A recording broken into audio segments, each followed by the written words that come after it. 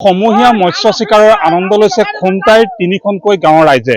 মই বৰ্তমান উপস্থিত আছো খুমটাইৰ যি মৌখোৱা অঞ্চলত। এই মৌখোৱা অঞ্চলত বিগত বহু বছৰ ধৰি 3 বছৰৰ মূৰে মূৰে মৌখোৱাৰ 3-4খনকৈ গাঁৱে এনেধৰণে সমূহীয়া মৎস্য চিকাৰত ব্যস্ত হৈ পৰে। আৰু এই মুহূৰ্তত মই মৌখোৱা বিলৰ পৰিৱেশ দেখুৱাইছো। এনেধৰণে শতাধিক লোকে হাতত যি পলহ জাল এনেধৰণে লৈ এই বিলখনত মৎস্য চিকাৰ কৰিছে আৰু প্ৰকাণ্ড মাছ ইতিমধ্যে এই বিলত ইতিমধ্যে ধৰিবলৈ সক্ষম হৈছে। আৰু এই মুহূৰ্তত আমি দেখুৱাইছো নিউজ লাইভৰ দৰ্শকসকলক পোনপটীয়াকৈ যি মৌখোৱা বিল, এই মৌখোৱা বিলত প্ৰতি 3 বছৰৰ মূৰে মূৰে ইয়াত মৎস্য চিকাৰ কৰে আৰু সকলো জাতি জনগোষ্ঠী সকলো লোক একত্ৰিত হৈ এই মৌখোৱা বিলত মাছ ধৰি আনন্দ মতলীয়া হৈ পৰা। আৰু এই মুহূৰ্তত দেখুৱাইছো চাওক, খুব এক নান্দনিক দৃশ্য বুলি ক'ব লাগিব।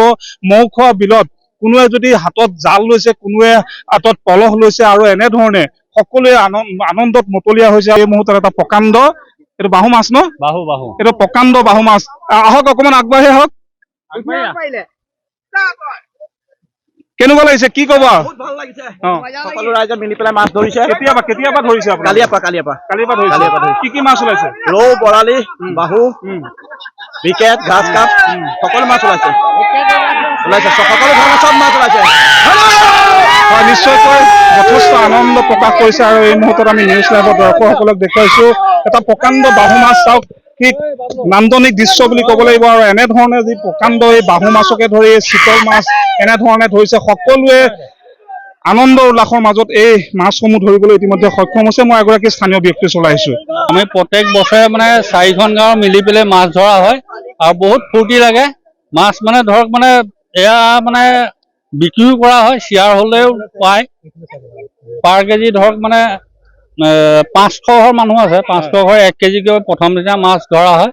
500 ঘৰক 1 কেজিকৈ মাছ বিতৰণ কৰা হয়। তাৰ বাকীখিনি উপৰাঞ্চি এইখিনি বিক্ৰী কৰা হয়। আপোনালোকে দেখিছো যে ইয়াত এটা সম্প্ৰীতিৰ নিদৰ্শন দাঙি ধৰিবলৈ সক্ষম হৈছে। বিভিন্ন জাতি জনগোষ্ঠী আপোনালোক সকলো একেলগে হয়। আমাৰ বিভিন্ন জাতি গোষ্ঠী 4খন গাঁৱৰ চব জাতিৰ মানুহ আছে। এইটো মিলা প্ৰীতি আছে। মুছলিম, হিন্দু, মুছলিম চব মিলা প্ৰীতি আছে। এইটো আমাৰ এতিয়াই নহয়, বহুত পূৰ্বৰ পৰাই এইটো মিলা প্ৰীতিৰে চলি আছে আৰু ভৱিষ্যতেও চলি থাকক, সেয়ে আমাৰ আশা কৰোঁ।